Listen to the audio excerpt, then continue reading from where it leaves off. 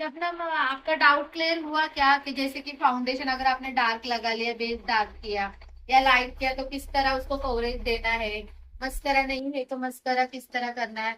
अगर एब्रो बनाए नहीं है नेचुरली, उसके एब्रो शीट नहीं है, तो आप एब्रो फिल किस तरह करोगे? तो इस सब डाउट आज आपका क्लियर हुआ। यस मैम, सब क्लियर हो आपने पहला बेस किस तरह बनाया था? पूरा गया। डार्क में हो गया था। फिर हमने क्या, उसमें कुछ हमने फिक्सिंग नहीं किया, उसको हमने किस तरह कवर लाइट किया? फाउंडेशन। हाँ, टेक्निक, छोटी छोटी टेक्निक क्या यूज की, आई शेडो किस तरह क्या यूज किया।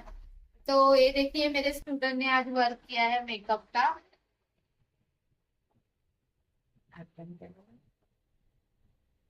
आई मेकअप का भी आपको समझ में आया कि जो डार्क कलर है वो नहीं, उसमें क्या टिन लेना है पर सटल लुक दिखना चाहिए।